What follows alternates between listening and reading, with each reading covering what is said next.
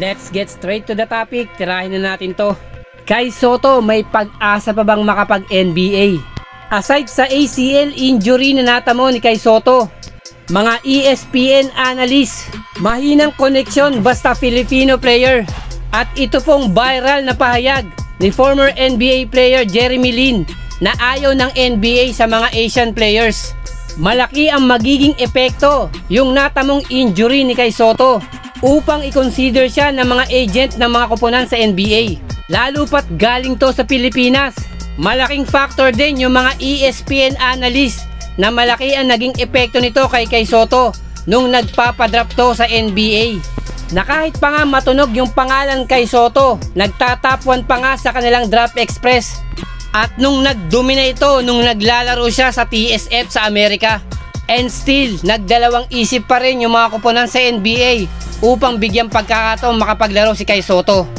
At ito pa ang isa, bagamat malakas ang koneksyon ng kanyang agent sa NBA, ang nagiging problema lamang po, galing sa Asia ang ating player. Tapos dumagdag pa itong maanghang na payag ni former NBA player Jeremy Lin na ayaw ng NBA sa mga Asian players. Na may point naman siya dito, na lumalabas po na nagiging marketing tools lang ang mga Asian players lalo na't matunog yung kanilang pangalan.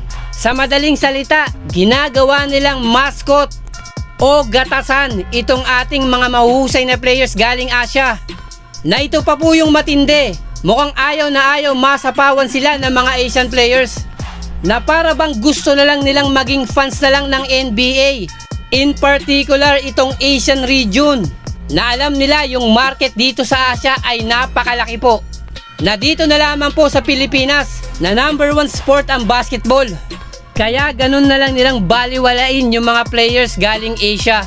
Sa madaling salita, hindi pa rin mawawala yung discrimination kapag lahi na yung pinag-uusapan at kung saan ka nanggaling.